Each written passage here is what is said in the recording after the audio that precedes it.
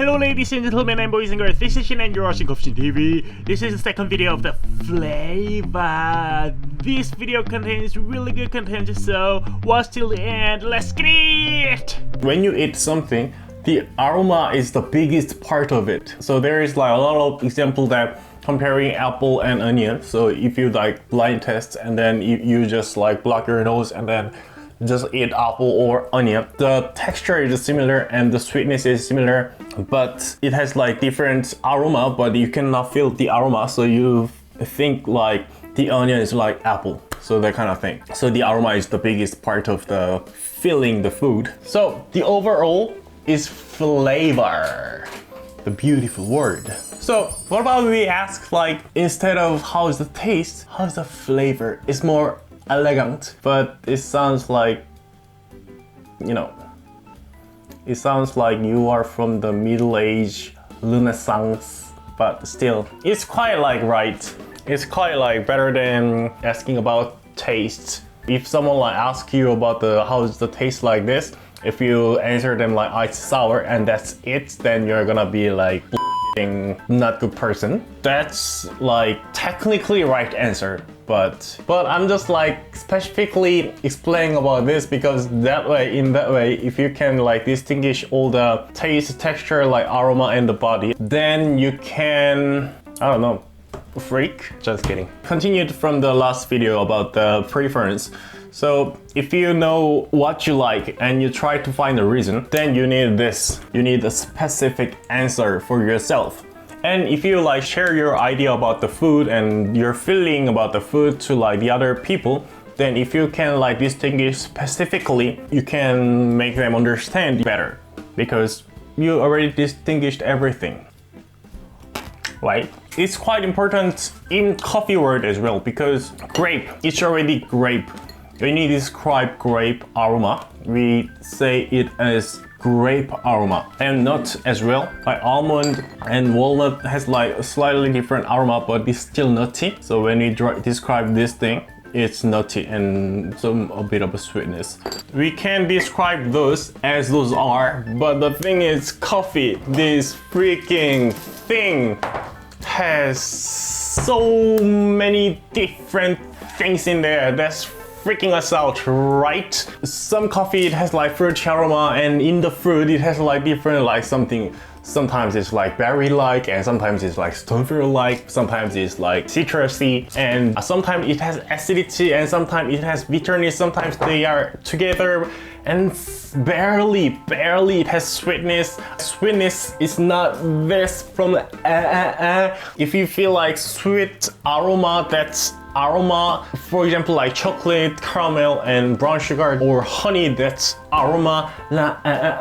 Coffee is really complicated and not the same, always the same, and they are different as well. And this is this particular variety of grape, but if you have like green one or like shine musket kind of thing, they all have different aroma, but we just say they are all grape. We still can tell it's all the grape because it's all similar, not that far from each other, right? So it's in like grape, and then on there is like shine muscat and like green grape kind of thing, right? And it's like nutty. Nutty has like walnut is nut, almond is nut, like peanut is nut. So they are all different, but they are similar, so we can call it nutty kind of thing, right? But coffee is not like that. Coffee is not like that. Coffee is too much. This freaking thing has so much difference. Even one freaking cup of coffee, it has fruit, caramel, chocolate together. It can have sometimes vegetable and chocolate together. If you just imagine you eat lettuce with chocolate, that's freaking disgusting, right? But in chocolate, they kind of go well together. That's freaking us out. So that's why this distinguishing thing and overall the flavor is important because it has like so many things in there in just one freaking cup. And if you consider like every different coffees, there are like this many of, you know, flavor, taste, aroma, texture kind of thing. Texture is quite similar though, right? Let me like give you an example. I'll just make 1 cup of coffee and call Chloe to describe the flavor.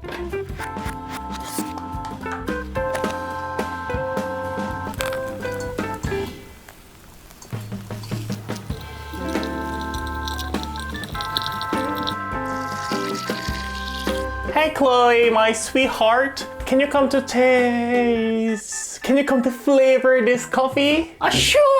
Hi guys, it's Chloe, I'm back in the video. So this is coffee from Shin.